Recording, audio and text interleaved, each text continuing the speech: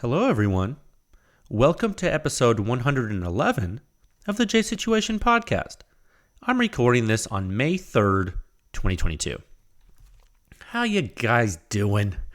Man, I hope you're doing well. I'm doing pretty well. I am getting a late start this evening, though. It's it's later than I would like to admit. Yeah, had a long workout, and I'm about to have dinner. So the sooner I can record this, the sooner I can eat. Okay, so it's just one of those days where I can't really eat before I record because I'm going to eat some pad thai and it will put me to sleep.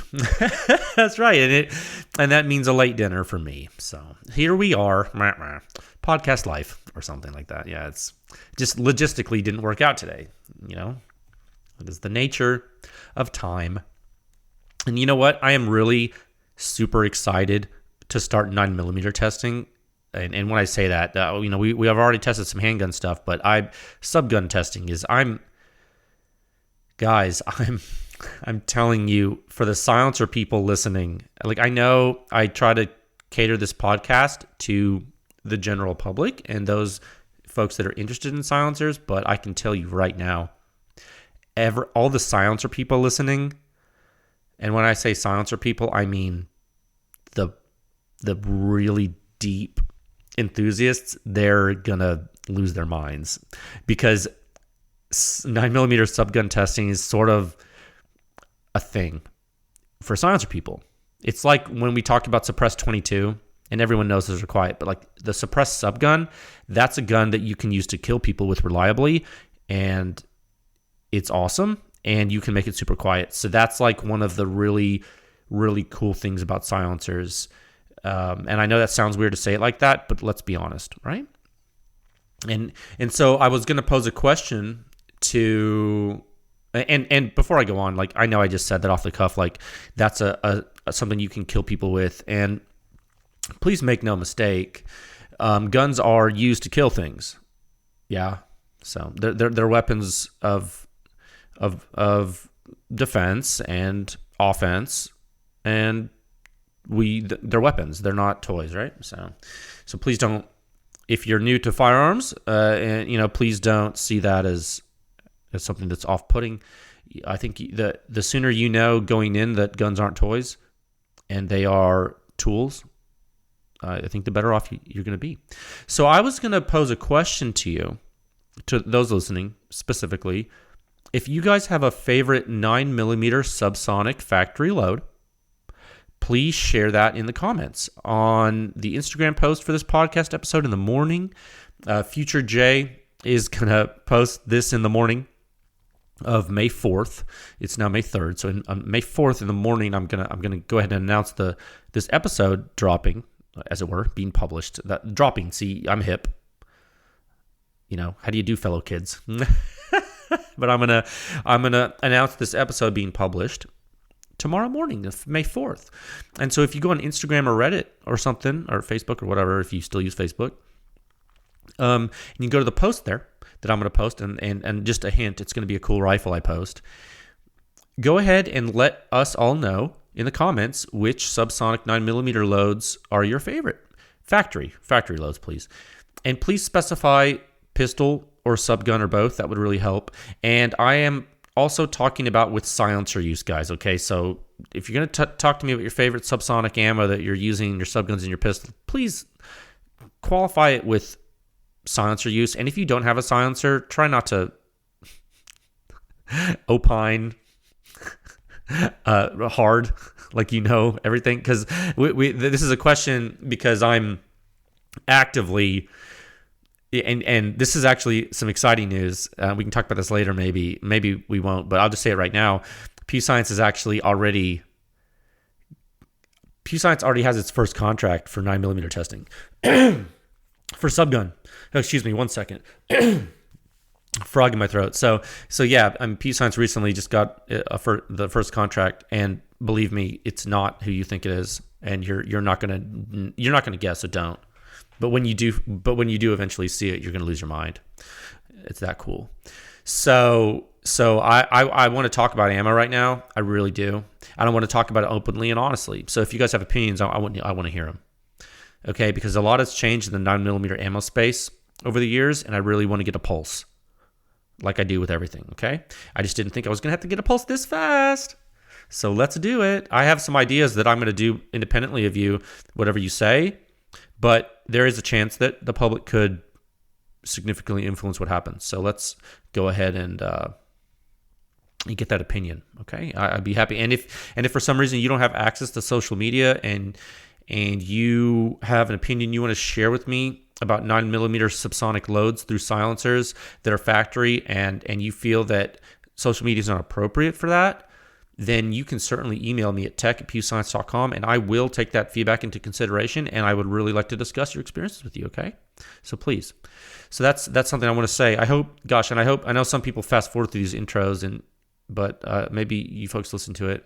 So, and for example, if you're still listening and you're new to the podcast and you're new to silencers, you are in good company, sir, man, frankly. And a lot of you are new to silencers, and that's okay. That is definitely okay. That's really great. And thank you for being here. Thank you for listening.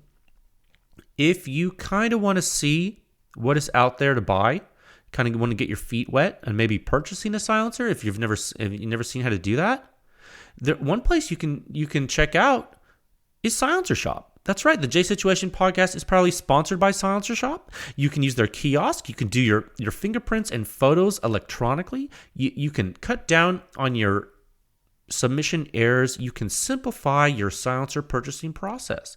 Okay, they give you a money-back guarantee, no transfer fees, no paperwork errors. It's just you and your silencer with no drama. It truly is silencer ownership simplified. Okay? Good folks at Silencer Shop. That's right. Let me get a drink of water 1 second. I'm telling you, I am super hungry, guys. Like I'm not grumpy, but I'm hungry. I'm not hangry. I don't know what I am. I think I'm protein deficient. Like my body's like, why aren't you feeding me? Secondly, this podcast is brought to you by True Shot Gun Club out of Arizona. That's right. How does True Shot Gun Club out of Arizona support the J Situation podcast? Well, it's simple. If you click the link in the show notes or on the website there on pewscience.com, it takes you to their site. If you buy ammo using that link, it helps the podcast and helps Pew Science, actually. It's pretty simple. If you want to join their club to get free shipping on all your ammo, use code word PewScience and you get $20 off. You get $20 off to join in their club. You get free shipping the whole year, everything you buy. Isn't that cool? You win, they win, you help the podcast. Okay, simple. It helps you. I think that's a good deal we've worked out with them. And I hope that you guys are taking advantage of that because that's a lot of money saving, especially this day and age with all the rapid inflation. Lastly, this podcast is sponsored by Pew Science. That's right, pushing the silencer industry forward one test at a time, the one and only. That's right. Visit pewscience.com for the suppression rating, the simplest and most accurate hearing safe ratings for your suppressed small arms. It's a hearing safe dose limit, guys. It's based on true inner ear response of the entire gunshot. That's right. From before combustion takes place all the way until all the combustion is gone. It's the entire gunshot, the entire time regime. That's right. And the suppression rating is in Section 5 of the Silencer Sound Standard. I wrote that. I put it on pewscience.com for you. That standard is going to walk you through gunshot noise, and it's sort of like Wikipedia, but it's cooler because it's about silencer sound. Okay, there's 7 parts on the website. They're all there for you to read 24/7. And if you haven't seen it, that's okay. You skip directly to Section 5 of the standard. It's going to explain the suppression rating to you in easy to understand terms. Okay, it's going to let you know how silencers stack up in comparison to one another with regard to sound at the muzzle and at the shooter's ear. Okay, it's going to give you a hearing safe dose limit for the particular platforms on which each silencer is tested, and that's important. Remember, guys, suppressed weapons are a system.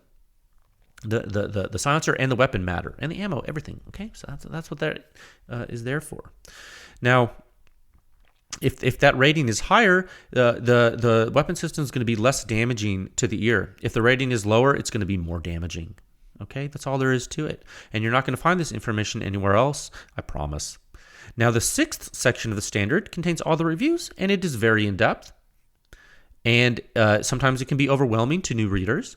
So if you would like to perhaps see a summary of everything publicly that's been tested on pewscience.com, head to Section 7, where we have the Pew Science rankings table. You can sort it, filter it to your heart's content, and when you find something you like, there is a link in each line of the table that'll take you back to Section 6 of the public reviews there, and you can go wild. Okay, I hope that helps you.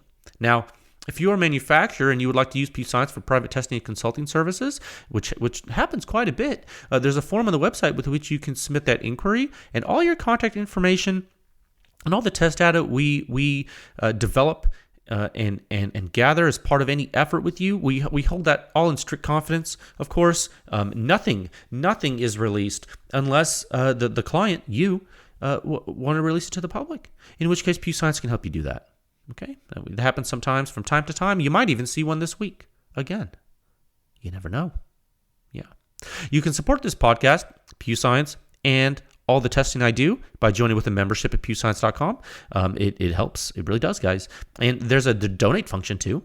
You can donate on the pewscience.com/podcast or on the sound signature review page in section 6 of the standard. There's a donate button on the website. Every little bit helps. You can donate a little bit, you can donate a lot of it, or you can donate nothing at all. It's cool. And also something that's free and would really help, guys. If you go on Spotify, can you rate this podcast? That would be great. We need some more ratings in there. I know there's more people listening. Give a good rating on podcast and iTunes. It'll really spread the word. It's really going to help.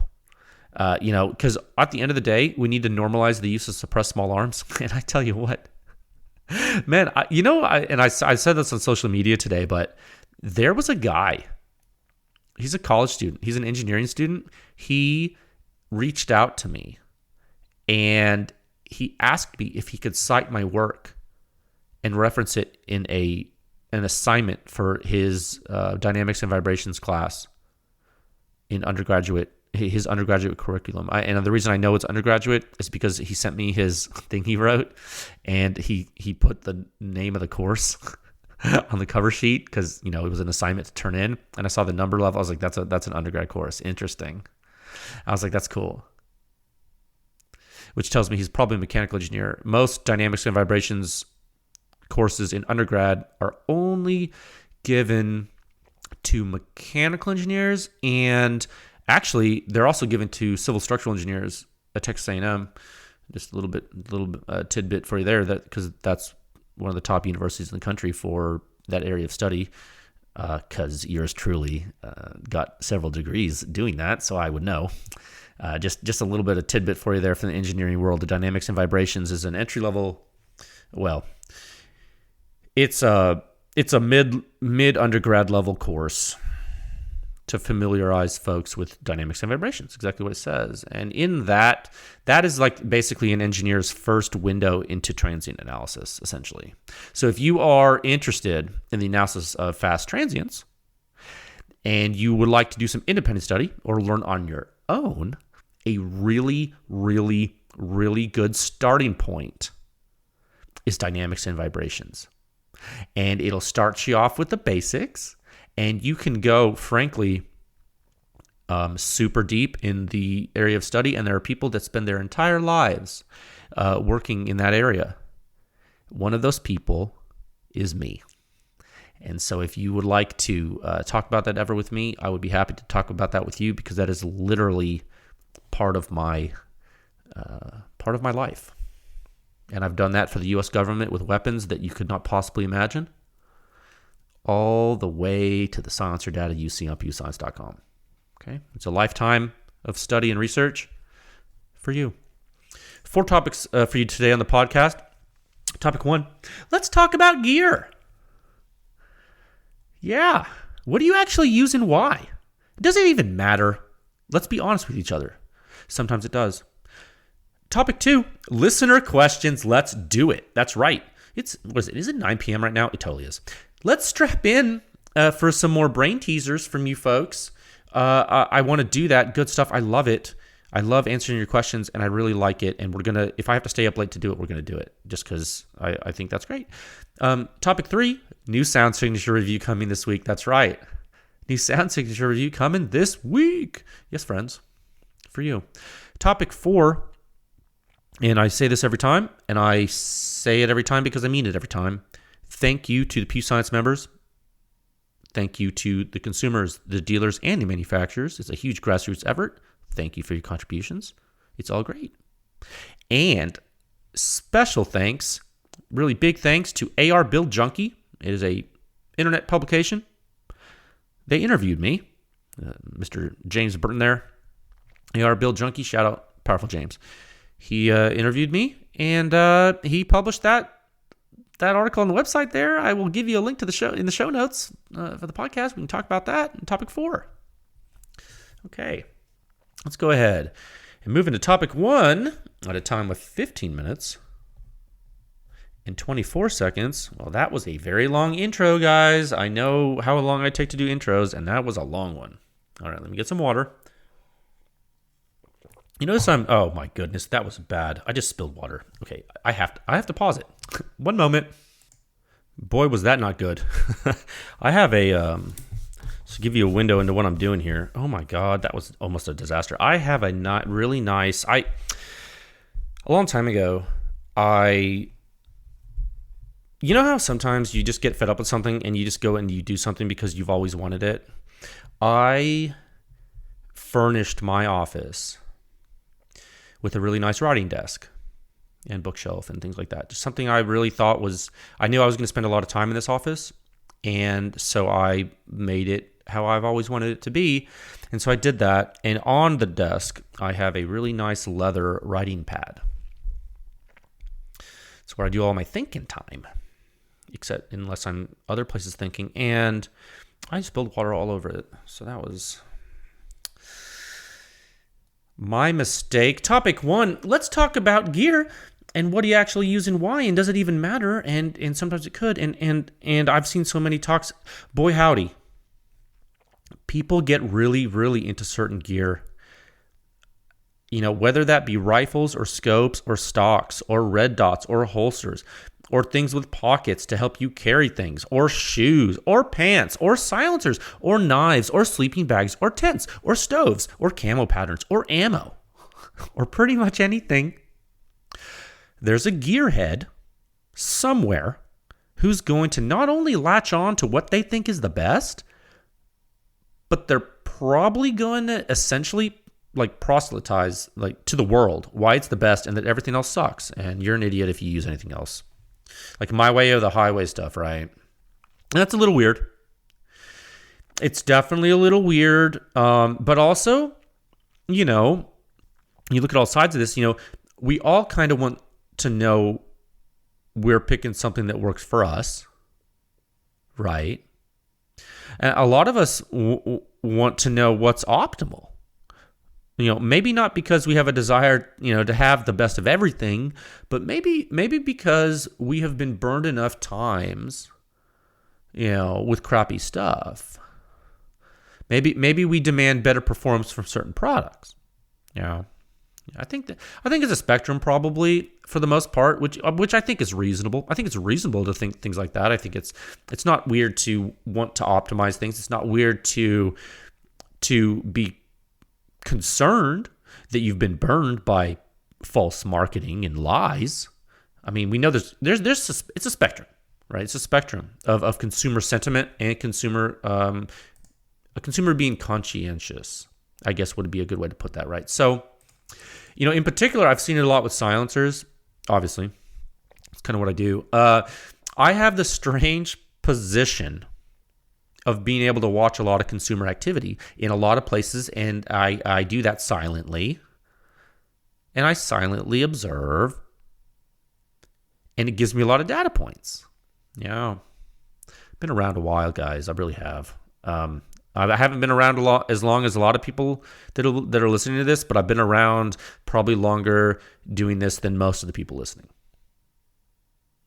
Okay, there's a lot of people listening that have definitely been in the game longer than me. Obviously, there's always always somebody that knows more than you. That's just the nature of the world because there's a lot of people. It's just it's a big number problem, right? And then but there's definitely, like, I can tell you most of the people on this podcast that listen to this podcast don't have as much experience as me and with this stuff. Now, I can tell you, I speak with gun counter guys. I speak with non-gun people about this stuff. I speak with elite military units. I speak with law enforcement. I speak with silencer enthusiasts. I speak with Pew Science members. Hi, guys. Hi, Jay.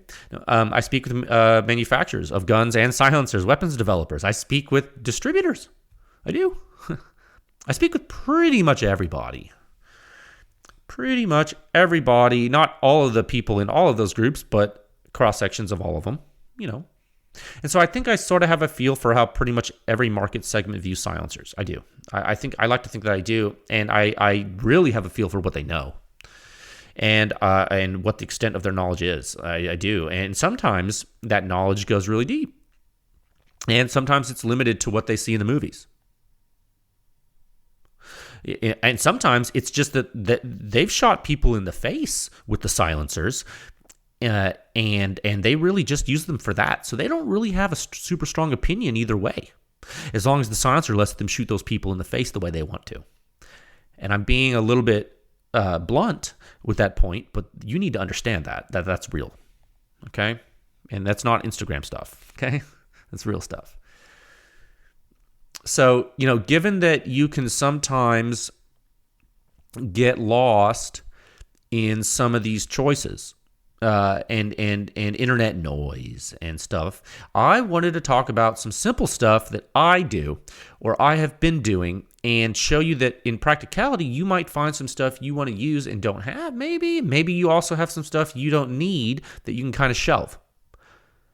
Because like, I just wanted to kind of bring this back to a little bit of basics and talk in generalities. And I just wanted to, I've seen so much weird stuff lately on the internet. I just wanted to talk to you as a normal guy that likes guns and sometimes goes outside and shoots the guns. Like, can we just be normal for a second and not militaristic and like pretend that we're all Navy SEALs? Because a lot of you guys really like to pretend that you're Navy SEALs, which is cool. It's cool to play pretend. Like, I think that's cool. I think it's cool to be creative. It's probably good for your brain to do that and your psyche. And it's fun. It's fun to LARP around. Like they say LARP, right? Live action role play. That's fun. I was talking to my gun friends the other day on we have a chat, and I was telling them today that I don't have a lot of friends that like guns except like internet friends, because it's kind of hard to find people that are this obsessed with this stuff. And I was talking to these guys, and I said, you know how I know I like a new gun? Like really like a new gun I get? When it turns me into like a kid and I just want to like pretend that like it's like I'm in a movie or something. That's how much I love the gun. Is that like not one of the funniest things ever? And for those people that really grew up with the action hero stuff, some guns do that to you. And so everyone has that gun where it's like you pick it up, you're like, I can't believe I have this gun right now.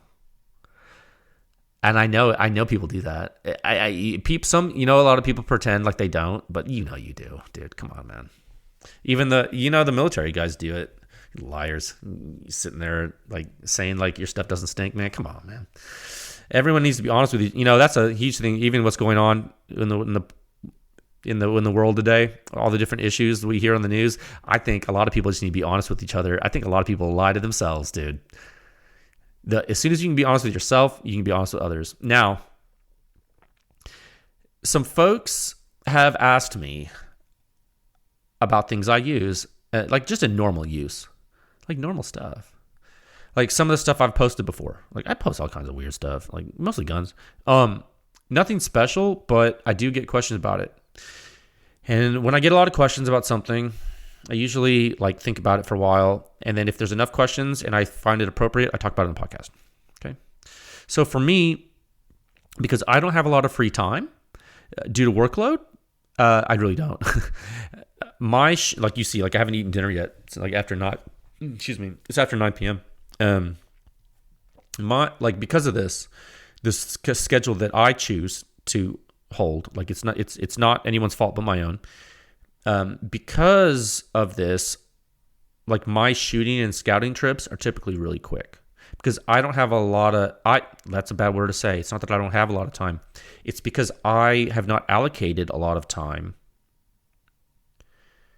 to spend more time doing that.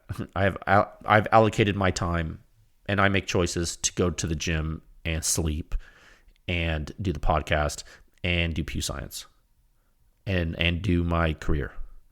So those are the choices those are the commitments that I've made a choice to do. So because of that, when I get to shoot, I don't get to spend every weekend training shooting, at least at this point in my life.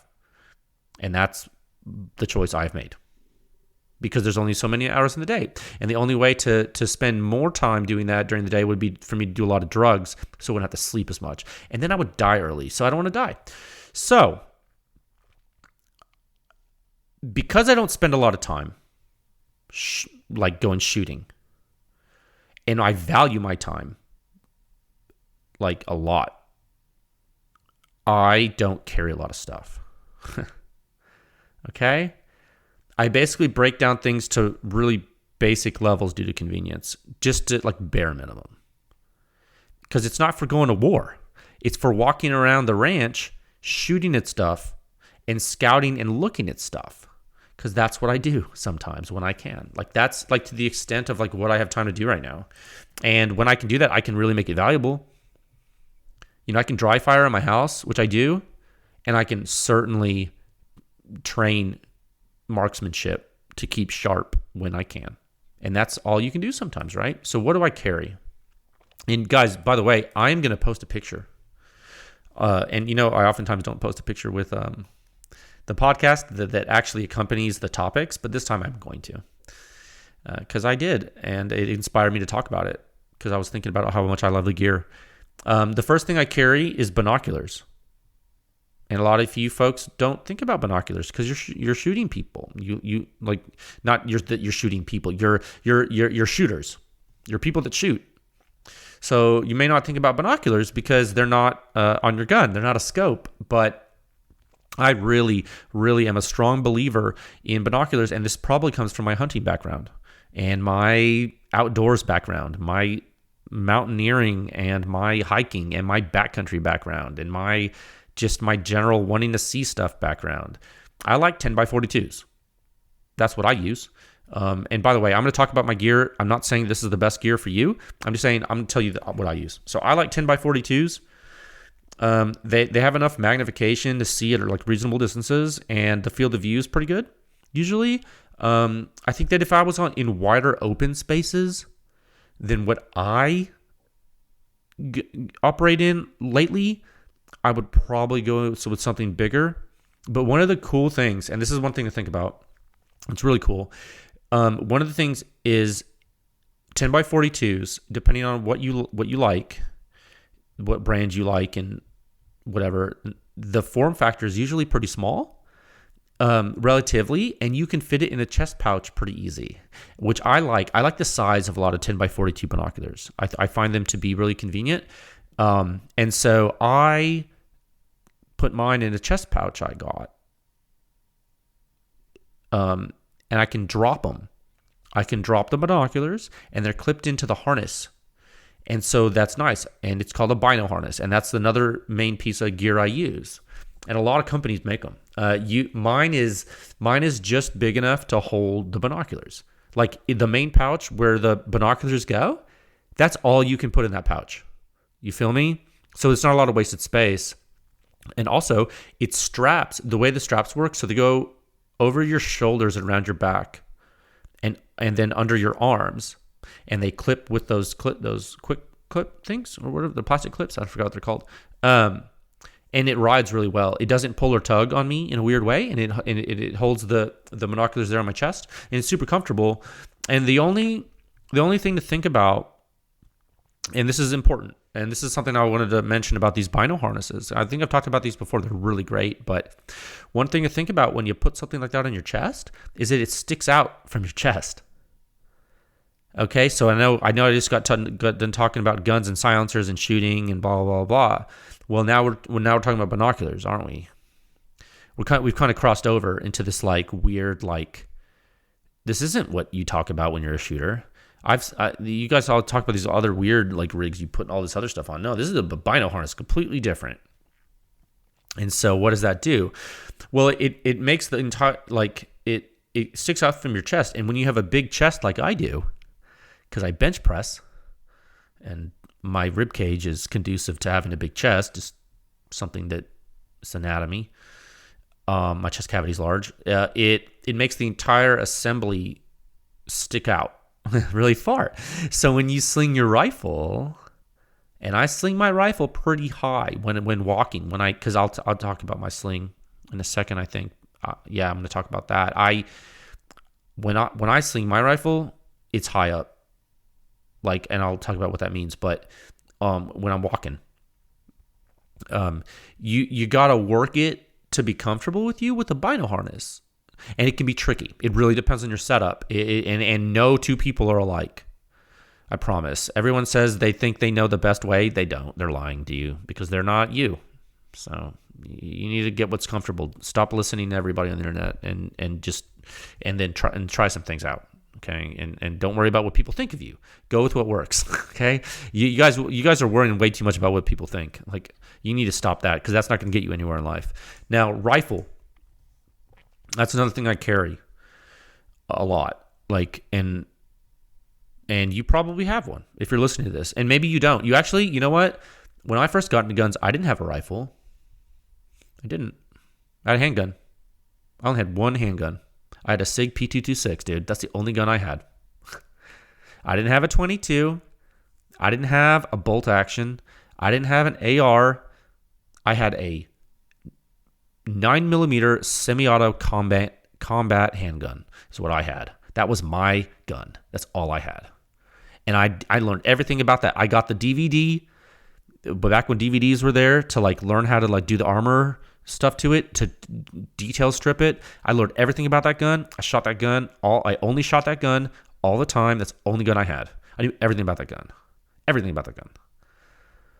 Like everything. Backward and forward. Everything. Slept with that gun. It's the only gun I had. So you might not have a rifle, but if you do, so maybe this doesn't apply to you, but you might be carrying your pistol, which is cool too. So, it might be a sub gun. Maybe you have maybe, you know what? Maybe your only gun is an MP5. A lot of people may laugh and say, oh, that's impossible. How would anyone just have an MP5? Well, you stop laughing, because there are way more people on the earth than you could possibly imagine and know.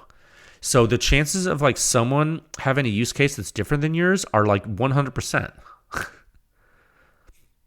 Okay?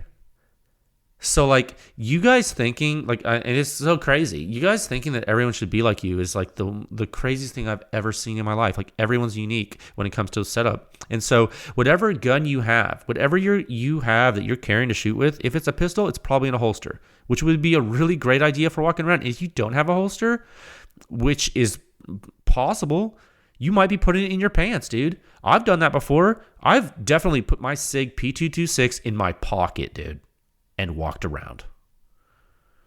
And if you haven't done that, oh, I'm sorry that you had a head start and understood what a holster was. Like, when you first got a gun, congratulations. Like, you're better. You know what I mean? So like, put it in your pocket. I mean, you can do that. There's nothing wrong with that. If you're walking around a ranch, you never put a gun in your pocket before? Okay. You ever Mexican carried before? I'm sorry, I don't mean to have that be rude and like, derogatory term. You know what Mexican carry means? Like, you never put like a gun like between your belt and shirt, or between your belt and your skin, between your pants and your skin, like in the front or back, like walking. What, you've never done that before? It's called Mexican carry. I know maybe that's not a politically correct thing to like say anymore, but I live in Texas, and the Mexican dudes that I know call it that. So I figured I could say it too. So yeah, you can do that. But if it's a rifle or subgun, you know what a really good investment is a sling. Yeah, dude. Sling doesn't have to be super duper fancy, and there are some features that you can get that are really nice. And I would actually, and this is something like I really like to talk about with people, because I didn't know this when I started at all. It's awesome what you can do, because I've seen some military like surplus slings that are cool because they work, but they do not have the features that I think are conducive to any type of awesome use. Like, they suck bad. For example, I like one, and this isn't the best thing, but it's something that I was like, they make this. This is crazy. I like one that's easy to make loose or tight, with the weapon slung on you relatively easily. Like, the one I use, and I use one, I'll tell you what it is. It's a VTAC. I posted before. It's like, it's the only type of sling I like, dude. I've tried so many slings, and there could be ones that I don't know about that are awesome. I heard, like, for example, like the Edgar Sherman. I heard that guy's cool, and he makes cool slings. But I was like, my VTAC works fine, so I use my VTAC. I know there's a lot of different types. There's a lot of different types of slings you can get, and there's really fancy slings. There are. But I have used the VTAC in the field for a long time now, and I've carried heavy guns with that thing, dude. Like walking for. I mean, mine has a pad on it. Like and you know what? I've even read some people say, I've heard this before. People say that pads aren't good because of whatever, and you don't need a pad if the sling is good. And I'm like, dude, I don't know what you're talking about. The pad on my sling, it makes it more comfortable for me when I'm slinging that rifle for like hours. How long have you carried a rifle? Like, ask yourself that too, right? Like, some people don't carry the rifle for that long. So this discussion's complete. Like, you don't even need a sling. You just carry your rifle in your hand, dude. And I've done that too. It's like, you might not even need a sling, but what I'm telling you is, like, these are just some things I can use, right? So, I've read people say the pads aren't good, you don't need them, and it's weird because when I'm walking for hours doing hood rat stuff at the ranch, like, my padded sling is the bee's knees, dude. It is awesome, and so there you go, sling or holster. Like, if you can use those things to hold your guns, it's cool. And a lot of you are probably listening to this. You're like, I can't believe he's talking about so things that are so basic. But it's like, well, yeah, like you like, just because you listen to this podcast and you want to know what the coolest silencer is for your night vision use, because you're literally like a face shooter, which I know you guys listen to this. Can you just, like, be patient with me and, like, let me talk to the normal people right now? Because it's true, like, you guys do listen, and thank you for listening. So yeah, it sounds simple, but a lot of people don't ever even use things like that at all. And they just go to the range, they put the box that is holding their rifle, a box, onto the bench, they open the box, they pull the gun out, they shoot that gun, they put that gun back in the box, they put the box back in their car, and they go home, dude. And that's totally cool. That's shooting. That's cool. Like, maybe that's what their level is, dude. Like, that's where they are in life. And they're like, you know what? I bought this gun. I really like it. It's awesome. I went, I practiced some shooting with it. I put it back in the box, and I put it in my Toyota Corolla, and I went home. And it's like, cool, dude. You just went to the range. That's awesome. Like, congratulations for having fun. Like, it's awesome that you learned how to use a weapon. Everyone should learn how to use weapons. That's cool. But, you know, you might not realize that you could also have a sling on the gun. Or you could also have a holster for your pistol that you brought to the range. You could. Did you know, like, a lot of people don't even know. Like, a lot of people are like, they don't even know they can bring a holster to the gun range. And there's probably a lot of gun counter guys listening to me cringing right now. But it's like, that's true. And they know it. And maybe in between shooting, like, maybe you shoot, maybe it's time to go get your target, or maybe you shoot and you want to look at your target or something. Maybe, I don't know. Maybe you sling that rifle around, or maybe you put that gun in the holster. You know, maybe you do that. Maybe you get used to feeling what that feels like. Maybe you never done that before. Maybe you never shot a gun and then holstered it. You know? I don't know. Maybe that's good. Maybe you do that. Maybe, you know, not every range lets you do that. Maybe some ranges have some different rules, and that's up to the range. But, you know, maybe there's some things like that you can start to do. Maybe you start to understand how to hold a gun on your person without holding it, like in a sling or a holster, and then maybe you pull it out and then you shoot. That's something you could do. I mean, and maybe you've never done that before. Not a lot of people have. A lot of people, they get their guns, they put them in their cars, they go to the range, then they put the gun back in the box, and they put it in the cars, and they go home. Levels, dude. There's levels of this, and a lot of people are really tuned in, and they know how to do all kinds of stuff, but a lot of people don't. So that's important. So a holster or a sling, I think, are really cool, and I actually use them.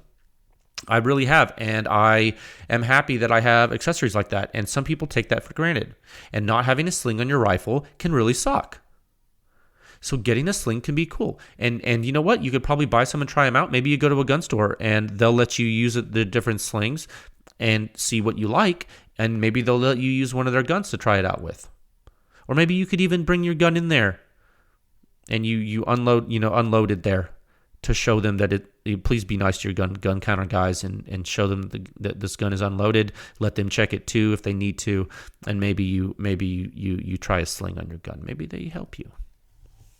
It's just little stuff like that. I wish people told me when I first got into guns. Not everyone's Rambo. Believe it or not, contrary to popular belief and contrary to what you see on social media, not everyone is Rambo. I know that's weird. Now, what about ammo? How are you going to carry that? It's weird, right? Ammo's heavy. That part sucks. You know why? Well, there's lead in it. Lead's pretty dense. It's what we shoot. How much ammo do you need? I don't know. I mean, what you could do is, you could stuff ammo boxes in your pockets. You could, dude. It's not the most efficient thing to do, but you can.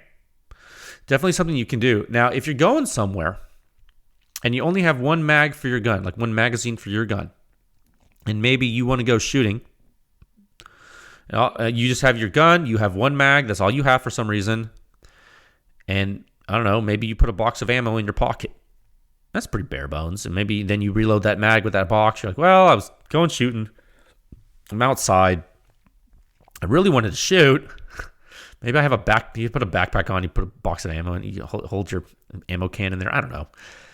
But you could load mags instead. A lot of people forget about that. A lot of people, they buy a gun, and they don't realize that buying a lot of mags can be good because then you can keep those mags loaded with ammo.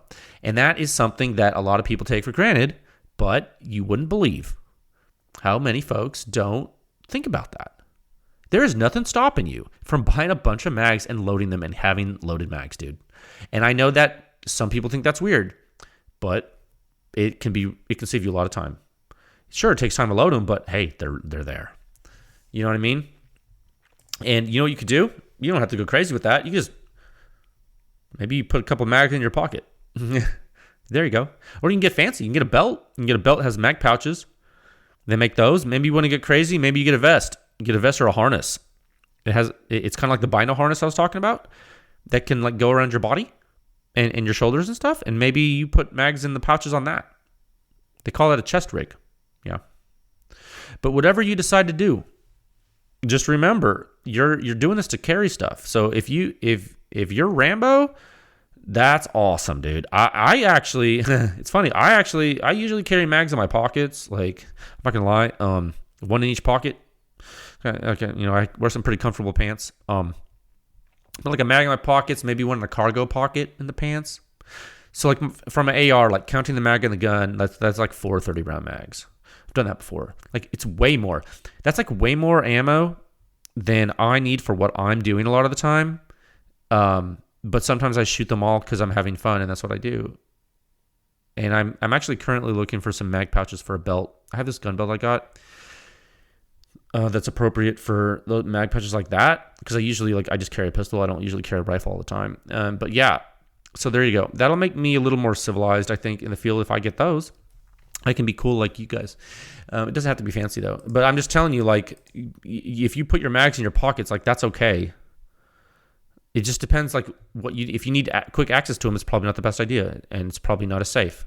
Maybe you want to put them on a belt, or maybe then you want to put them on a chest rig. I'm just saying, like, I want to plant this seed because there are so many people listening to this podcast that are brand new to guns and brand new to silencers. Like, I want you to know that it's okay to ask these questions, and it's okay to like not understand it. Like, it's really weird. Like, I don't want us to gatekeep you, okay? And also something I was going to talk about was my rear bag. And some of you don't even know what a rear bag is to save your life. Like, you have no idea what that is. Like, how would you? How would you know? Like, if you don't even know how to buy a silencer, why would I assume you know what a rear bag is? Like, that's weird. It's weird to have it. But all it is a tiny beanbag. Literally a beanbag. And I like it because I like to shoot prone sometimes. And it is a cool, light thing to carry. And you can even put like on a carabiner or something. A lot of times there's a loop on it to carry. There's many types of rear bags. And what it does is you put it under your buttstock. Well, you can actually put your rifle on it too. You can do a lot of things with a shooting bag. I call it a rear bag because mine I use as a rear bag. It's a small bag. Being prone gives me the most stability when I shoot. Because like if I have to make a difficult shot for my skill level, I'll lay on the ground. So I'll lay on the ground and I'll make the shot. And the reason I do that is because the more points of contact I have to the ground, the better I seem to shoot because my muscles don't have to work and they don't have to shake. Because I've established a datum. I've established ground control. Okay, so I call that ground control. I don't know what the tactical instructors and shooting instructors call that, but I call it ground control. Where like I go to ground and like I have all of I try to support the weapon with skeletal support and less muscular support. Why? Muscles take oxygen to contract. How much oxygen do you have flowing through? How much waste products are building up in your muscles? How long can you stay stable without shaking? It's just physiology, right? It has nothing to do with shooting. So, and I lift weights, so I know about the body, right? So rear bag helps me align my rifle vertically by putting it under the stock. I usually have a grip pod or a bipod on my rifle that I carry. Whenever I'm carrying a rifle in the field, it almost always has a bipod or a grip pod on it. Because I like being able to shoot prone. And shooting prone with a bipod or a grip pod is the name of the game, dude. Shooting prone without that, I have to put my elbow on the ground and cradle the rifle in my hand, which I can do as well. And I've actually killed many animals doing that. I have dropped down prone and killed hogs with a bolt action rifle with no bipod because I'm a hunter, and sometimes when you're walking around and you want to shoot a pest, you got to drop down prone and make a shot on a hog at 200 yards. And if you want to do that standing, well, you're a better shot than me. Okay? But just in case I want to shoot standing because the vegetation is too high, guess what else I carry usually? Shooting sticks. And I don't have this in the picture that I'm going to post, but I carry shooting sticks with me. You see, so notice what I've had. I got my bino harness on. I got mags in my pockets. I got my rear bag in a pocket, in my pants. My rifle is slung. And so I have two free hands.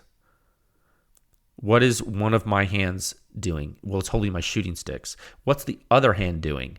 Well, it's usually like kind of on my rifle. So if I have to like trot or run a little bit, or like it'll like make sure my rifle doesn't like, because usually my rifle is cinched really tight to my body with the VTAC. The VTAC, you tighten that thing, it sucks the rifle to you. It's so cool. You can run with it. It is awesome, dude. I love that thing. And then you can boop, you pull it out and you ready to shoot. I love that. I love that sling so much. And you know what?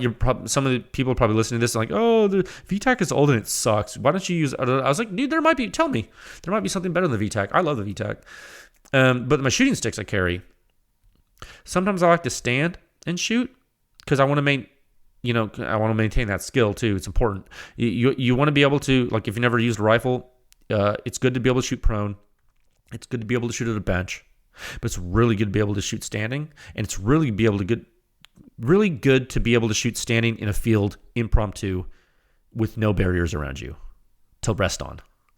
If you're a hunter, you want to be able to do that in the field, and it's not as easy as it looks, especially when the shot's far. I don't care who you are, dude. If you are saying that you're making reliable kill shots out to 100 to 200 yards with a centerfire rifle on medium-sized game, and you're doing that offhand standing, you might be a master hunter. And I've hunted with dudes like that. You're just a badass.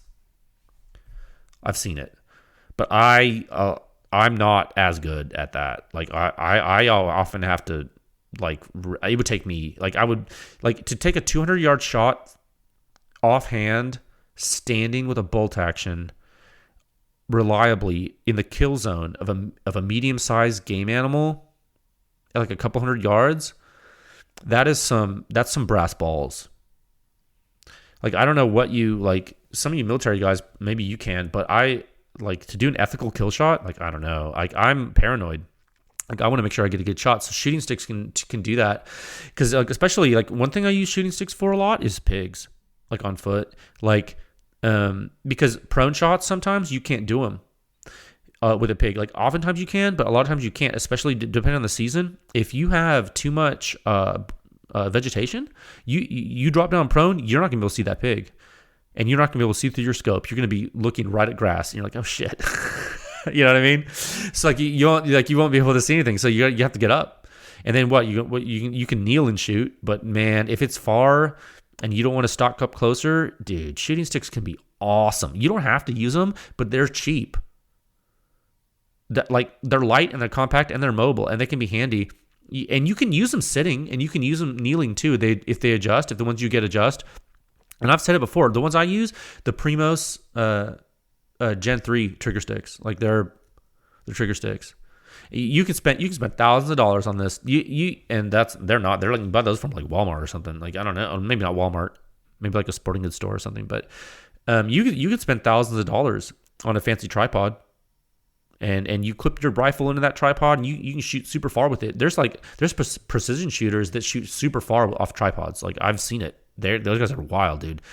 And you can be a cool sniper, dude. You can be a cool sniper, dude. And you know what? That might be for you. So maybe get one of those. I don't know, but I don't need one. At least not yet. I don't have time for that. But yeah. So there you go. So that's just like I wrote this list. I actually wrote this down because I was like, man, I don't want to forget anything. So that was what. And we're almost an hour in, but I think that's okay because I think that was a valuable topic. That's just a simple list of stuff that I've been using lately, like literally using, like not looking at on Instagram, not talking about using in a scenario of survival and doomsday, not like to badmouth people that aren't using the gear like I'm using it. No. That's a simple list of stuff that I've actually been doing. Like all the stuff I just said, like literally all of it's dirty because like I've been using it and I kind of cleaned it off of the picture. And I feel stuff like that, not that stuff specifically, but I think stuff like that is essential for basic shooting and fun out on the ranch for me. And so it's not necessarily a list of what you need or should get. It's just an example of real life. And the reason I wanted to talk about this in the way I talked about it, because I don't find a lot of people talking about what they actually use in real life, like all the time. Isn't that weird? Like people just post things on social media that make it look like they're literally in the Vietnam War. And I'm like, bro, that's awesome. I love how that looks. Like, thank you for posting that. That's actually really interesting. But then I'm thinking, like, how do they have time to post about it? Like, there's so much gear there. Like, and I say this in good fun, like, because you can go deep with it. Like, just like, which silencer do you pick, right? Like, is it light? Is the silencer light and quiet enough? Like, are you gonna wear hearing protection? Like, is the silencer quiet enough not to wear ears on that gun? Oh crap! Oh my god, what about comms now? Oh no, what about first aid? Oh my god, what about water? Oh my god, how do I make a fire? Oh my god, is it cold? Oh no, do I need a jacket? Do I need a jacket now? Oh crap, no, do I have to cook? Oh man, are there bears here now? Oh, it's gonna rain. Oh. You see how this is going to get away from you in a hurry? Like all this stuff, right? So don't freak out. Like have fun, but be prepared. But if you're doing wilderness ops like every day of your life, well, you're probably not listening to this podcast. You feel me? So I mean, and we can talk backcountry. We can talk backcountry another time. I've done that. I was in the Boy Scouts, son. Boy Scouts is military for children, or at least it used to be, for God and country. Like that was like for God and country.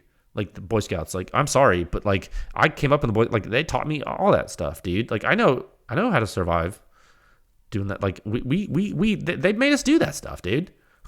They made us do it on boats. They made us do it on mountains. They made us do it in desert. They made us do it in a swamp. They made us do like all that stuff.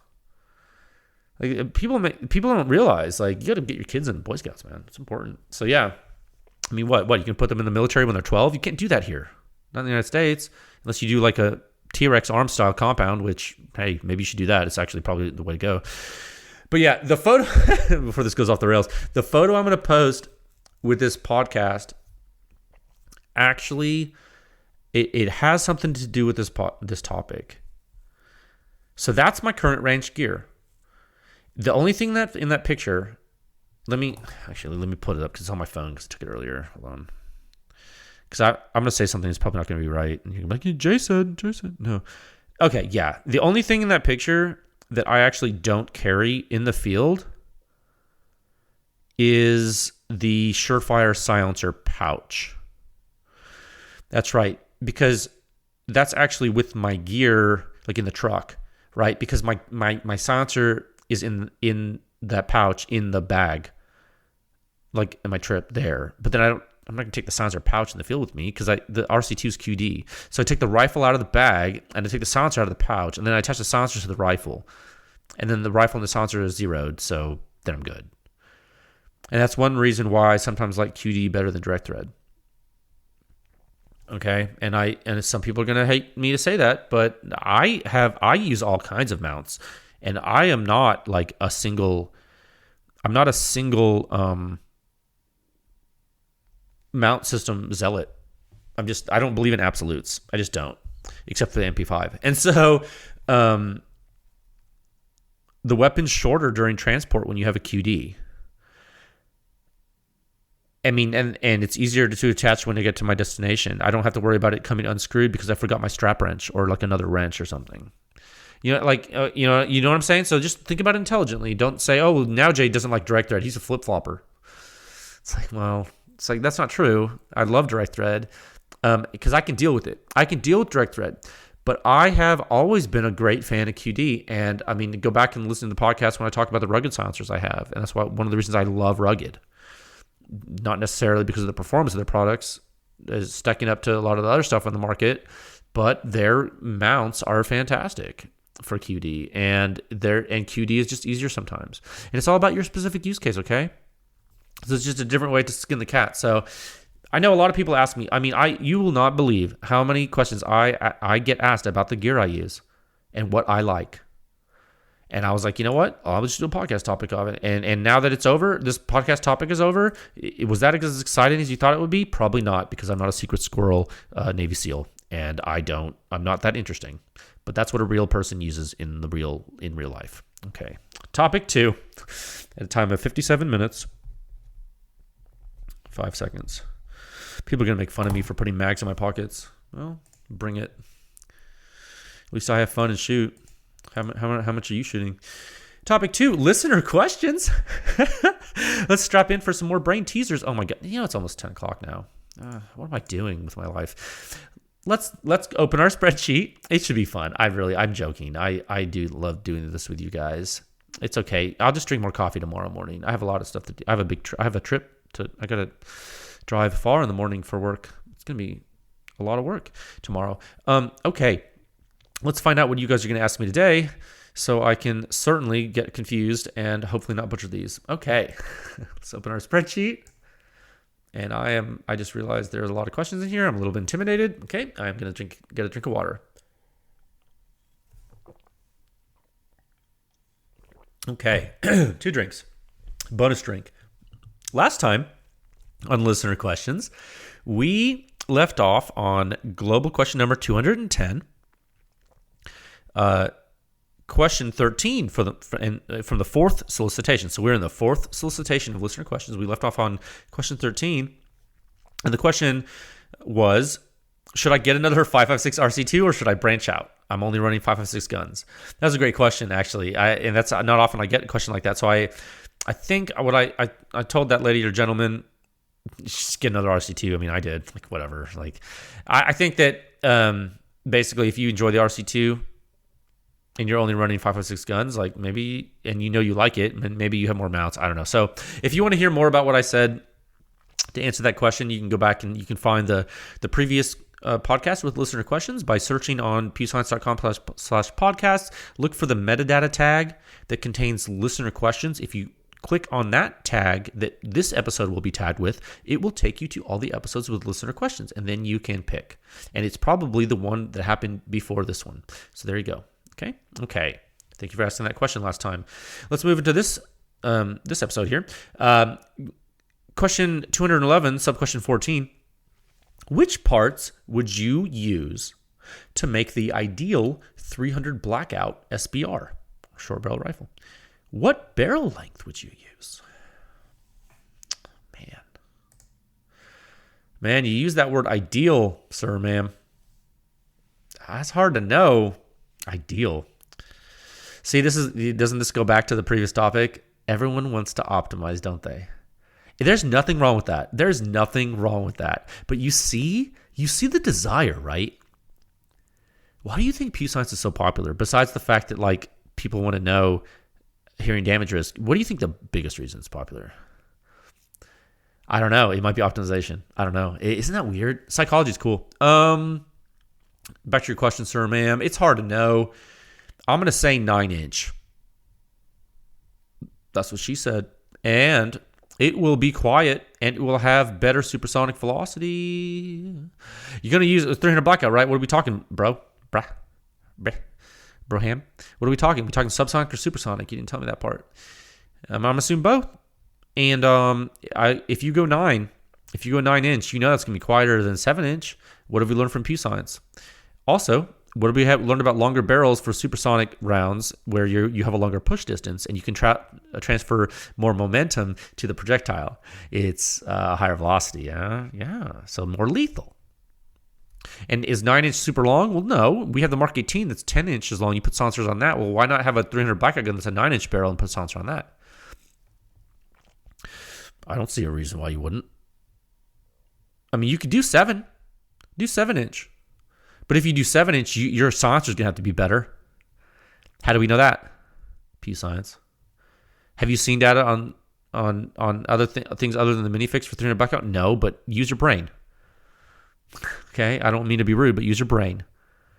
So if you use a 7-inch barrel for 300 blackout, you probably want a Hyperion on it or something like that. You feel me? Yeah. I have a 7-inch with a Hyperion. And that's a 9-inch silencer. That's a 7-inch barrel. What, you get a 9-inch barrel and 7-inch silencer? You see where I'm going with this? So I have a small carbine length rail adapter system, RAS from KAC, that quad rail. It's beautiful. 7-inch Mostec barrel with an adapter on the end of it that gets it long enough to clear the rail and meant to Hyperion. That is my current SBR 300 blackout. Like, that's mine. There's a guy on social media. He might be listening to this. Frankly, sir, if you're listening, you need to listen to what I'm going to say right now. You reached out to me to buy my rifle, and I respectfully told you it was not for sale, and you would not take no for an answer, and you started to comment and DM me like so much that I stopped responding to you. And I don't want you to think that I'm being rude, but I do want to say that you were kind of rude. So please don't do that because it's really messed up. There's a lot of people that try to talk to me, and like when I tell you something, when I say no, respect it. Yeah, that was weird. Don't try to like, and the reason I'm bringing that up is because like maybe more people need to hear that, but like not to me, because people really don't do that with me. This is like, that never happens. It was just this one guy. And I just wanted to say, like, you know, the people that you speak with on the internet, whether I'm speaking with you guys or you're speaking with me, you know, we're all real people and we all like try to be respectful to each other. Just like respect each other, guys. Like when people like tell you that they don't want to do something, like don't be weird, because it's weird. So like that gun that I need to make sure you guys know this. I don't sell guns. Like Pew Science is a licensed 0702. Pew Science, like, look, let me say this for the people in the back. Pew Science does not sell guns and silencers. Do not solicit me for sales. I do not sell them. I will not sell you things. I'm not going to sell you anything. Because there are actually some people that have asked that too. And I'm like, do I need to put that in my social media bios? That's so stupid. It's like, how could you possibly think that I sell guns and silencers when I've literally never offered to sell you anything? It just pisses me off. Now see what you've done? You've taken over this question because this was happening over the past 2 weeks. This guy he's crazy or something. Like I'm like it's like you tell him, dude, like relax. Like I don't like I'm not going to sell you. Like, stop. It's not for sale. Like, I'm not. He's like, how? He's like, dude, I'll make it worth your while. I think he offered me like $3,000 or like $6,000 for this rail. It's a Knights rail, and it's like just for the upper. He wanted like I was like, first of all, dude, this is a machine gun. It's a post sample machine gun. So for one, you're definitely not. And like, I can't sell you this. For one, and he's like, well, let me buy the upper. I'm like, no, I'll give you $6,000. I'm like, who are you? Are you a Fed? You're glowing, dude. You're glowing, bro. You're glowing. You're glowing. I shoot the MP5 right now more than that AR. I shoot the MP5 more than that 300 blackout upper.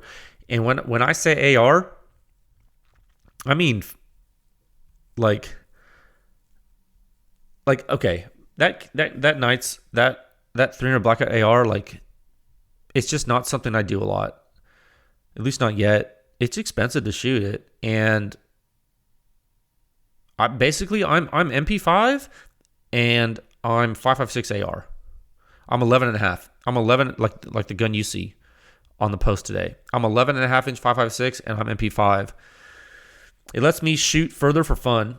That AR does, and the MP5 is more fun to shoot than 300 blackout AR. Just is, dude. MP5 is more fun to me right now. But since you asked what the ideal 300 blackout SBR is, maybe it's 7, dude. It's maybe it's 7 inches. Maybe you could go shorter. Maybe you get a SIG. I don't know. I need to spend more time with those SIG 300 blackout guns to learn more about them. I don't want to talk out of turn. I really don't. I don't like to give bad information. There are other factory 300 blackout SBRs from companies like Q, Daniel Defense. I would go fast. I would try to go fast twist. That would be my advice. You say ideal. You say what parts would you use to make the ideal 300 blackout SBR? I would go fast twist. I would recommend that for you because you asked for ideal, and I would say that if you're going subsonic, you need all the help you can get. And if you want to use some of the cool ammo, I would go fast twist. You don't have to. Don't freak out if your barrel's not fast twist. You can still kill things with it. So don't get that marketing up your butt, because it's not going to be the end all be all. But yeah, try to go fast twist. You said ideal, so I mean, if you had like a wish list, 9-inch fast twist might be some actually kind of crazy. So yeah, so you probably, all said and done, you probably have to build your own or go SIG for the ideal one. You know what I mean? I don't know. That would be like that. So you realize what I'm saying when I say that. Like, am I talking mess about the honey badger? Well, no. But you asked about the ideal, and it's like, I don't know what you mean.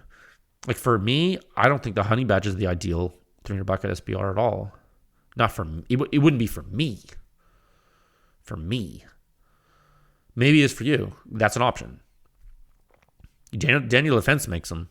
I think they call them the PDW or something. I don't know what they call them. I'm not up on all my gun model numbers or model designations, so you can try that. Be careful not mentioning Q and Daniel Defense in the same sentence. Might get some dirty looks. Thank you for the question. Question 212. Oh, actually, you know what? Let me go back. Let me go back to this other. I forgot to say some stuff about 300 blackout because I got derailed with that comment about that weird guy. Bolt carrier. Try to realize, and this is hard. This is going to throw you for the loop because it's weird. Try to realize that 300 blackout supersonic is an intermediate rifle cartridge. And that's weird. And the reason it's weird is because 300 blackout subsonic is a pistol cartridge. And the sooner you understand that, the sooner you as a gun builder, if you choose to build your gun, are going to be able to come to terms with the fact that you might not be able to use as much reciprocating mass in your 300 blackout SBR for subsonic loads as you do with your supersonic setups with 5.56. You cannot approach 300 blackout AR building in the same way that you do 5.56, it's not going to work. And yes, I'm talking about silencer use. So whatever you do with your 300 blackout SBR, if you choose to build one for silencer use, you need to remain cognizant of your barrel length, your gas port size, your silencer type, your buffer mass, your spring, your carrier type. And if you go with a short barrel, like 7-inch, for example, honey badger style, you need to know that your dwell time is not necessarily going to be super duper long. So what does that mean for the port pressure, the time history of that pressure? It means that you are going to need enough impulse to cycle your weapon, and you don't have a lot of time to get the impulse there because of the short dwell. And with subsonic, your combustion duration is not the same. So you might, in fact, run into a problem that if your reciprocating mass is too high or your unlocking delay is too long, you might not be able to cycle your gun. And this is I've had this problem. Several people have had this problem with 300 blackout SBRs when they go and they want to build them. And one thing you got to understand is when you're going subsonic with a 300 blackout, it doesn't have the recoil impulse. It doesn't have the gas volume as supersonic loads do in that cartridge, and you cannot go super heavy. So rules of thumb that you've developed for yourself and your friends have or whatever for 300 blackout rifle building might be different. Even if you have a really high back pressure silencer. When you have a high back pressure silencer, that's cool, and that's going to help you, especially with supersonic cycling the weapon. But with subsonic, all the high back pressure in the world isn't going to help as much when there's just not enough flow to resist. I mean, you're shooting a pistol. The subsonic 300 blackout's a pistol. It just has a big mass, a bullet compared to your pistol. So, you feel me? So like it's like a 45 be 230 grain, and like the subsonic 300 blackout is like you can get up to like 300, like really really heavy weird stuff. But like what do I test for in peace signs? Is it like less than 200 grains? So like it's a pistol. You know what I mean? And when it's subsonic, the ballistic coefficient doesn't matter as much. When it's subsonic. So like you know what I mean, Jelly Bean? So I think I've answered this question in a strange way, but I think a useful way for you, I hope, because your question, Sir Man, was what parts would you use to make the ideal 300 blackout SBR? What barrel length? And I'm here to tell you, you need to think about what you're doing with this gun. And if you don't care that much about length for use, that might conflict with some other people. And also, if you don't care that much about subsonic use, that might be a thing. If you don't care much about supersonic use, that might be a thing. So I would encourage you to kind of write all these stuff down and look at the pluses and minuses for each attribute, or maybe you go shoot some and you see what you like better. I can tell you that the longer the barrel you have, the quieter it's going to be, unless you use a crazy silencer. Okay. Now I feel like I did that justice. Sorry for getting that question derailed when I went off on that personal tangent about that guy. And sir, if you're listening, really, it's not that I don't like you. It's just that I felt disrespected and I don't really want to talk to you because of that. Okay. Question 212, local question 15. Thoughts on SBR thumper cartridges? 458 SOCOM, 450 Bushmaster, it's Bushmaster, etc. for hunting. Man, and I think, you know what was really interesting? I think that you, sir, and I think it's a sir, I think you asked me this in an Instagram story session I did the other day, in the question session, I think I answered. And I'm going to say the same thing I said then because it was a good question. I think I'm going to say, I think as long as you can punch through the animal with enough momentum to exit reliably and you cause enough damage on the way through in a vital zone and you get a good enough blood trail, I think you're good. So if 458 SOCOM or 450 Bushmaster does that, then, and it does that at the ranges you hunt, through the animals you shoot, then you're certainly doing the job. Okay, and I don't believe in cartridge religions. I don't believe in it. I've hunted enough, and I've killed enough animals to know that I can do that with a variety of cartridges. And so I'm not really married to any particular cartridge. This answer is going to be a lot different than what you hear from a lot of people. I think that you might be able to have good capacity with a gas gun and with some of those big things, and that could be cool. I think depending on what you're hunting, I think typically when hunting game animals, I'm using a bolt gun in 308. And that's what I have been used during my hunting career, and that's kind of what I stick with. When I go predator hunting, I'll go 308 gas gun, or I'll go 243 Winchester bolt gun. If I'm feeling particularly murdery that evening, I think that SBR big boys can be cool, but you need to know your limitations with ammo capacity, and you need to know your limitations with the recoil, and you need to know your limitations with accuracy, and most importantly, you need to know your limitations with silencer performance. And I know you're using a silencer, right, dude? Think about that. What you be thinking? I don't have any data for you yet, but we will. Oh, believe me, we will. There'll be a contract coming up with that. So we're doing that. Question. Thank you for the question. Question 213, sub-question 16. Which review has made people throw the biggest fits? Oh my God. I'm gonna get killed after this podcast. Hold on, let me take a drink of water. First, I talked about how you can put mags in your pockets. Now I'm going to talk about which review made people throw the biggest fits. Oh, I'm popular.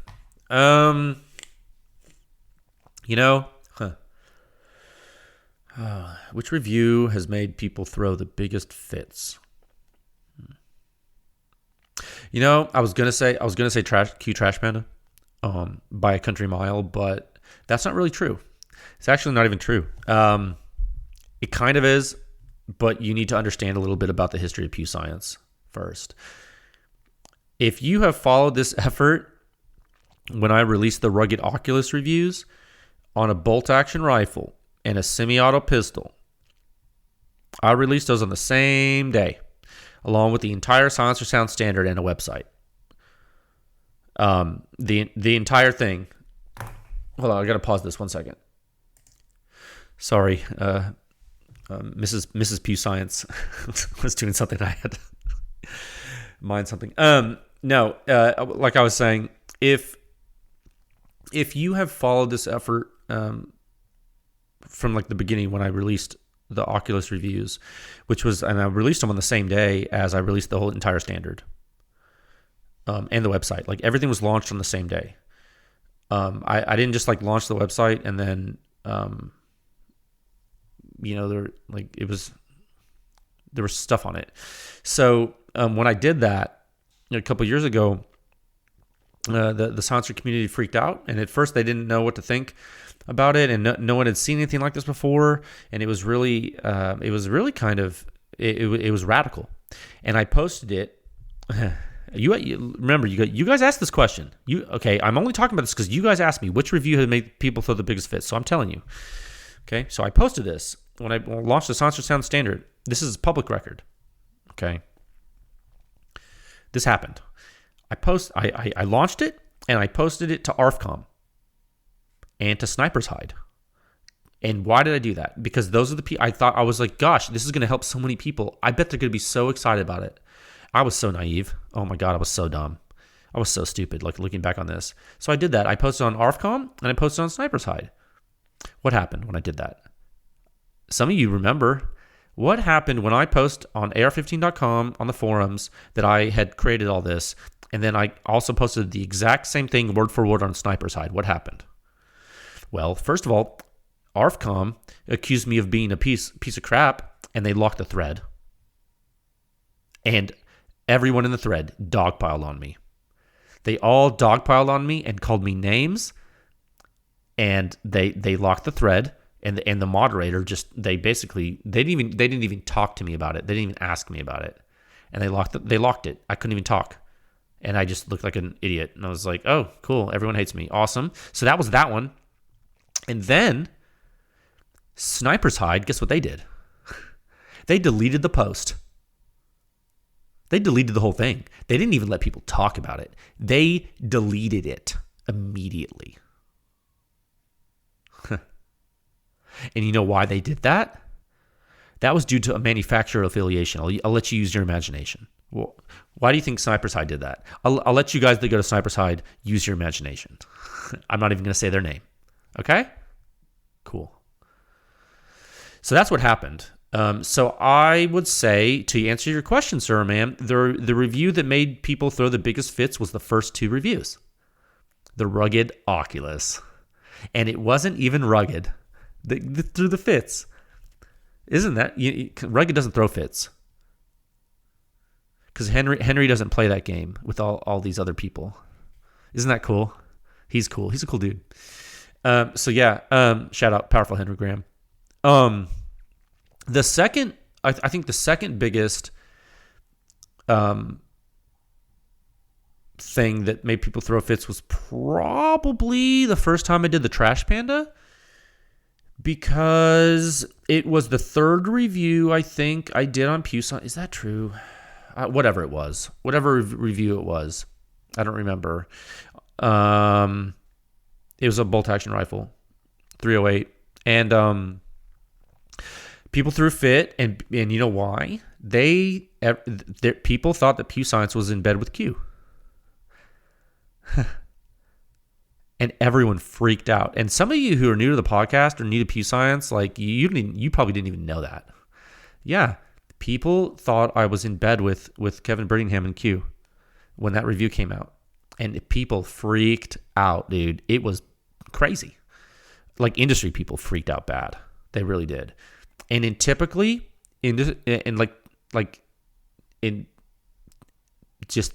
typically the way it goes. In typical industry fashion,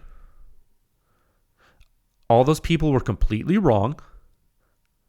And I think they've probably eaten the biggest serving of crow known to man so far, if I'm being frank with you. So after that, I'm just going back. I'm going through the list because you asked me, like, what has made people throw the biggest fits? Like, this is like a highlight reel. After that, the reviews really, like, other than a couple stuff, like after that, the reviews have made people freak out, but they do it behind closed doors. And you don't see them as much as it because it's just as bad now. It's just not public. See, you guys don't see it. Like, okay, I'll give you an example. Whenever I release CGS data now, because CGS has some really quiet stuff, they do. I mean, everyone knows that. There's a lot of typical faceless internet people who say, like, I'm a CGS shill and stuff. You've seen that, right? Which makes no sense, right? Because it's crazy. And then you have, like, the censor companies slandering me, and they think I don't know. It's weird. And then you have the rare public freak out, right? It's hard to say. It's hard to say what the biggest freak out was. Other than it's probably the launch. It's probably the launch, followed by the first Trash Panda review, followed by the CGS stuff being quiet, followed by the Dead Air Nomad stuff being quiet. Remember when that happened? Because it wasn't Dead Air that freaked out, because there's this stuff was quiet, wasn't it? Because the Nomad's a great silencer. It's a pretty quiet silencer, right? So when that stuff ended up being released by me and showing that it was quiet, well, then I released the Trash Panda again. That was a disaster. And then for a completely different reason, right? You remember. Pepper's Farm remembers that. And then and that happened before it even got released.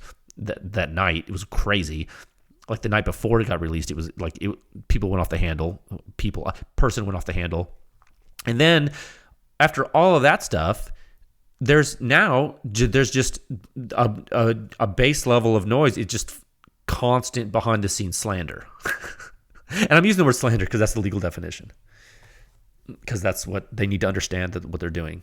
I hope you're listening, guys. Hi, I'm Jay. I know you're slandering me. Hi.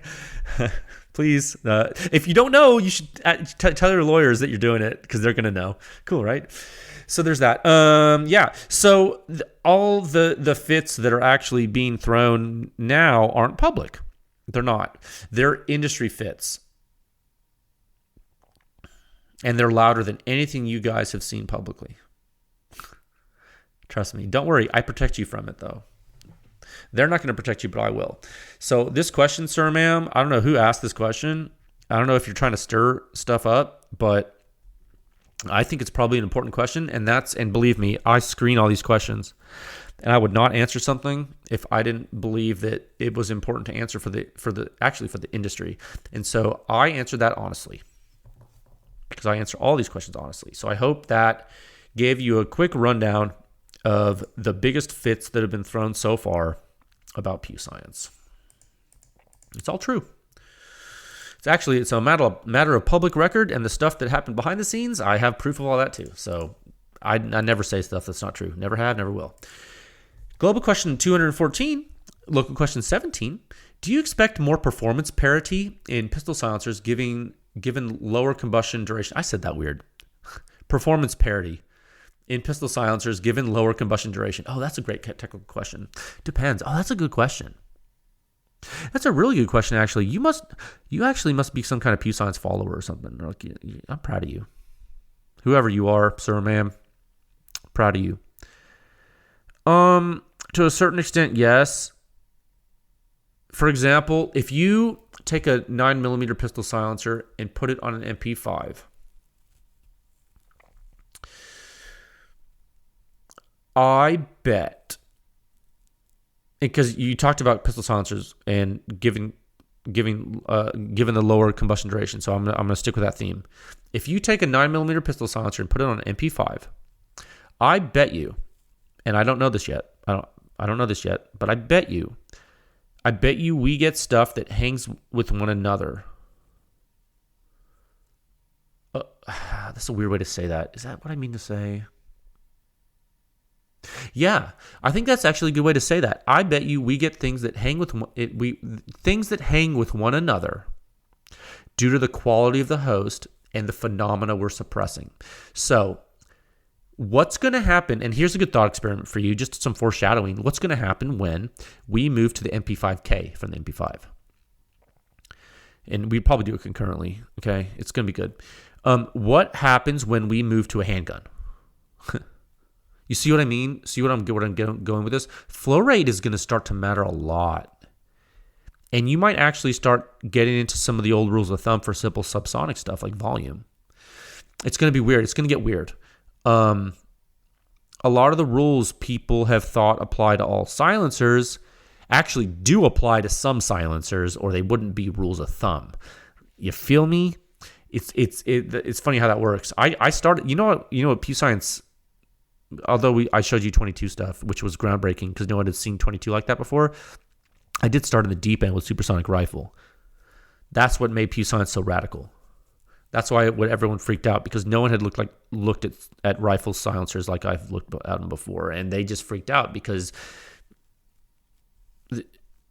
some of the old rules of thumb, they do apply to more simple stuff, and some of that's going to come to light, I think, in this pistol stuff. And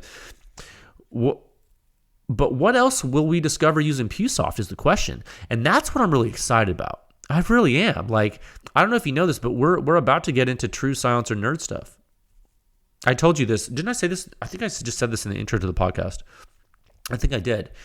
22 is fun, and supersonic rifle is fascinating. But why did you really get into silencers from the beginning? Like, some of you are going to say, oh, to make my AR quieter. And you know what? Bless your heart. But you're not who I'm talking to right now. I'm talking to my people, the silencer people. Yeah, just wait, friends. Our time has come. our time has come, and I hope I answered your question, sir. I know it was a little vague. The answer is yes. Do you expect more performance parity in pistol silencers given lower combustion duration? The answer is yes, meaning that, let me translate. This gentleman, clearly his vocabulary is above average. No one uses that word.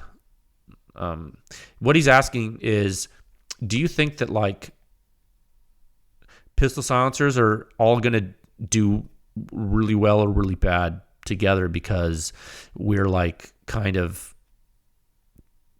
they're going to have an easier time? I probably butchered your question, sir, but that's kind of what you're saying, right? And the answer is probably yeah.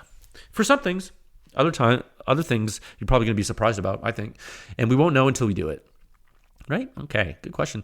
Question 215, sub-question 18. Let's keep going. Why not? Well, it's really late. I gotta wrap it up, Jay. No, we'll do a couple more. Question 18. Not so much a question, but I would love to hear more of your thoughts on the Surefire OBC.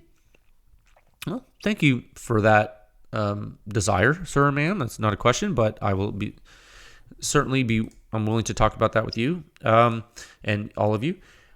I love everything about the Surefire OBC, and I believe it to be one of, if not the single best all-in-one drop-in performance improvements of the Stoner system that exists at the current time. And I think everyone who uses an M4 type AR in 5.56 should have an OBC, and that's probably that's the end of story. I mean, it's that good. You can go check out the patent from Jim Sullivan. You can go read about what he did, what he didn't do in the OBC, and you can read about some stuff that he also thought of and wrote down. It's an amazing system, and I think it's something worth learning about, even if you never use one, even if you never buy one, because good luck buying one. They're unobtaining right now. If you enjoy using the AR platform and you want to know more about how the AR works in general, go to Google Patents. Go look up, here's what you look up. You look up Firearm Systems and Methods by Leroy James Sullivan. Look up that. Firearm Systems and Methods by Leroy James Sullivan. I think it expires in like 2032. You can tell I've done some digging on that. I did memorize that. Go check out the patent. The OBC stuff's in there. It's not going to be called OBC, okay? But it's in there. And along with some other stuff too. Super cool to read. So I hope that helps you. Those are my thoughts. For technical discussion on that and why, I would urge you, sir, ma'am, I'm not going to tell you that right now on this podcast. I want you to read that first. That's your homework assignment. Then ask me again. You can email me after you've read that. Okay. Then we can talk about it technically. Question 216, sub-question 19. Could Hyperion tech or similar work to make better pistol cans? You know, it's really interesting. You guys talking about pistol cans. Yeah, absolutely. And I think I'll say this publicly just because, I can say this. Just because the data on my website's public too.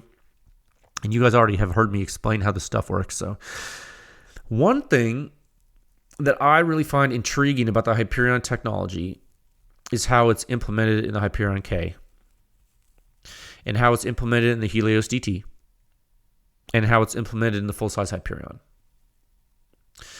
And by that I mean I find it intriguing how the vent, let me say this in an easy way, when you get into the silencer, the way it vents to the annulus or it vents to the outer section in the Hyperion K and the Helios DT and the full-size Hyperion, it's very intriguing how that vent vents directly to the annulus. And a really good example of this phenomenon that I'm kind of skirting around here and talking about, is a really good example of this is the Hyperion K data you've seen so far. And for that reason, I feel like the back pressure reduction on a pistol silencer is possible using that method. And I think some interesting subsonic performance is possible if you could balance some things just right. And I have some ideas. And I think you should just let's see what CGS comes up with.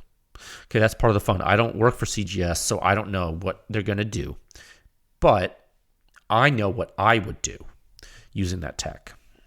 It's gonna, and you know what's really dangerous, guys? I just thought of this off the cuff, and I'll just say it because I think you're probably all thinking it. Like, this is probably gonna get to the point where, like, what if we figure it all out? I was thinking about that the other day. Like, are we like getting too deep into this to where we're basically gonna like uncover and find the Wizard of Oz? Like, I was thinking about that. I was like, I was like, are we gonna make like the mystery disappear from the chocolate factory, like Willy Wonka?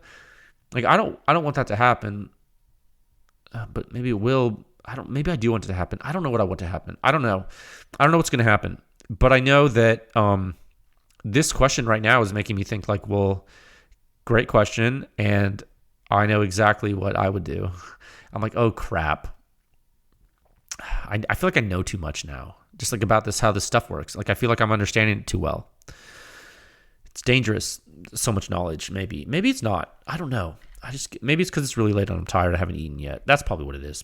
I hope that answers your question. Question 217, sub question 20. Any plans to start testing 9mm cans?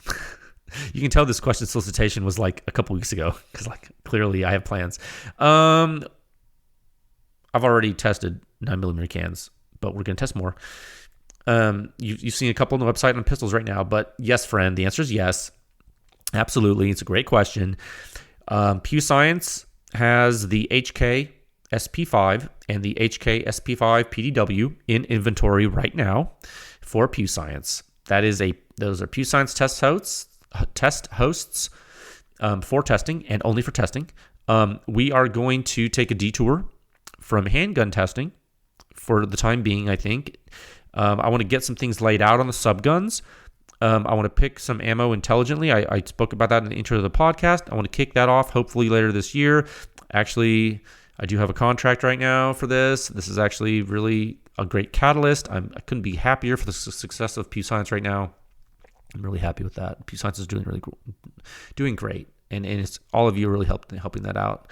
So this should be cool. I'm excited because of this this whole situation. And yeah, I talked about this on an earlier answer, and I think I alluded to it in the beginning of the podcast. It's going to start to hit the silencer funny bone, like the silencer guy funny bone. It's going to tickle you. It's going to tickle the fancy of the true silencer people. I think this 9mm subgun. We're gonna move into subgun land, and subgun land is the land where silencers come into their own. The land that makes silencer people giggle. It makes the panties drop, dude. It makes people die quietly in buildings without people knowing, dude. This is what silencers are all about, son. Stuff like this. Boom. Silencer time. That's right, 9mm, Pew Science. Man, you don't even know. You don't even know. Oh my God, I'm so excited right now. You know how many people send me videos and talk about, I repost some of them to social media, to my stories on Instagram. You know how many people contact me and they're like, oh my God, shooting with a silencer is a game changer. And like, they're talking about like an AR or a bolt action like hunting rifle. And I'm like, you're right, dude. I'm so happy for you. It is a game changer. Congratulations. Welcome to the world of NFA. Welcome to the world of silencers. I'm so happy you found it. And I'm like ecstatic for these people. And in the back of my mind, I'm like, I can't wait till these guys get an MP5. If you haven't shot a good 9mm silencer with subsonic ammo on an MP5, you have not lived, dude. You guys, I don't even know how people are going to buy them anymore because they're going to be gone. Like, everyone's going to buy an SP5. You should. Okay. I am going to highlight that question in our spreadsheet. We did a lot. I'm going to highlight that question and I'm going to save it. And we're done with listener questions for today. I hope that was informative. I hope I didn't say anything that like pissed anyone off, especially in that question about the review that made people throw the biggest fits. I hope I didn't like say anything bad. It was just that like I just told the truth. You guys need to know. I mean, I'm glad someone asked that because you guys need to know. So whoever asked that, like, thank you. Like, I know you were a little part of you're probably trying to start some stuff. You're probably trying to like cause a problem. I know you people, you drama seekers, but at the same time, like, I think it's a public effort, and I think it's important to understand the opposition to it. Considering like there's medical doctors on board. There's soldiers, teachers, students, silencer companies, distributors, manufacturers on board. I think it's important to know like the history of like who wanted it to fail, so you can know who to trust, right? Okay, just kidding. Let's not be like that. That's mean. Yeah. Okay. Topic 3. Oh my God, I have 4 topics. Topic 3 at a time of 1 hour, 39 minutes, and 58 seconds. Okay, now this is just really quick. I wanted to speak about this new sound signature review this week. Yes, friends, there is. And just a word of warning, and I don't want to like take the wind out of your sails, but this is going to be an administrative publication. And by that I mean don't get too disappointed. What I mean by that is I have to do it because I need to close a knowledge gap. Okay, and it's actually going to close a knowledge gap for a lot of people in the country. And so for many of you, it's not going to be as interesting as you're hoping, but it will be good for the state of practice nonetheless. And I just want to warn you. And why, you may ask, like, what are you saying, Jay? Why will it be good for the state of practice? Why are you saying something like that? Well, it's because this type of design, like that is the design you're going to see tested, the report that I'm going to release for you. This type of design is something that is easily examined. And so you will automatically know what to expect if similar silencers come into the market that look similar in design. It's going to be it might not be the most exciting review for you, but it is going to be a review with some of the highest utility for you, despite your initial impressions of it. Okay? Trust me, I am playing the long game with all of this, and I really see... I'm not going to say I'm clairvoyant, I see the future, because I don't, because that's crazy. But I know a thing or two about a thing or two, and I'm telling you, this is going to be a good data point. Now, this is not a perfect tell-all like key for forecasting similar silencer performance, but it's going to give you another strong data point to rely on in the standard. And that's really what I'm trying to say. Like at the end of the day, isn't that what we're doing? Like creating a standard, right? Like that's right. At the end of the day, we're creating the standard. So I think that's cool. The standard being used for testing is also a repository of knowledge about silencer design. And it's almost as if all that fits together in one package. That might have been on purpose. It might have been on purpose. Topic 4, at a time of 1 hour, 42 minutes, and 37 seconds. Okay. I didn't think this podcast was going to get this long. You would think I would choose to do a shorter podcast or cut out a topic, knowing that it's now 10:30 p.m. You would think. But I didn't. Topic 4, thanks to the new Pew Science members. That's right. And the consumers and the dealers and the manufacturers. And thank you to AR Build Junkie for this article. All you guys are great. Oh, and really quick, just a quick note. I'm sorry if Pew Science clients, if you're waiting on some proposal stuff from me, you know who you are. Hang tight, okay? I'm a little behind this week. I'm just a little behind. Members, thank you for everything. It's helping. It is. You may not understand how much you help. Actually, the Pew Science members, you may not understand your small monthly contribution. I know it's small, especially with inflation. It's like it's basically a quarter now. You may not understand how much you help, but you are helping, and I it's just so heartfelt. What I'm telling you, I promise. Okay, I would not say it if I didn't mean it. I don't say stuff I don't mean. So, unless I'm joking. Now, I'm not joking. Now then, AR Build Junkie. Mr. James Burton. He runs a publication called AR Build Junkie. It's on the internet. The interweb. He has interviewed many industry people in the past. Mr. Burton has. And James reached out to me a couple of months back. A couple months? Yeah, it was a couple months ago or 1 month ago, pretty recently. And he asked me if he could interview me for his publication. And I was honored, so I told him, yes, of course, I would love to speak with you, Mr. Burton. He asked me if he could ask about pew science and how it came to be and things like that. And I was like, yes, sir, you can. And you can ask me whatever you want to ask me. And he did. He hit the record button and we spoke. And actually, what is published in that interview on arbilljunkie.com there, that article, that's exactly how I spoke to him. I don't think there was much cut out. We had some side conversations that probably weren't appropriate for the article, but other than that, like, it's pretty much a straight shot. He's a really nice guy. He's very genuine. One of the things he asked me about during the interview was things to think about when suppressing an AR, actually. And since that's sort of the platform on his website, right, the AR Bill Junkie, you got it, like that's kind of like his thing. So we went into that. We actually went into that. I named a few things to think about. Now, if you're a regular listener to the podcast, maybe that interview doesn't have any new info for you. But hey, you never know. So go check it out. I'm going to link it in the show notes for this episode. And I read the interview. I read the article he wrote. And so after reading that, I was like, I hope that helps folks who are just getting into silencers, especially for the AR. I actually think it could give them a good starting point. Yeah. And so I think that when we start to test 16-inch ARs, I should go back and speak with James again for an update on what we will have learned through that effort. I think that would be a good revisit. That's what I think. So yeah. So I hope you all enjoyed today's episode. I hope you heard at least one thing that added a wrinkle to your brain. And if not, I hope you found it pleasantly entertaining. Okay. Stay tuned for some more data this week. It is coming, and I will talk with you folks again soon. Okay. Bye.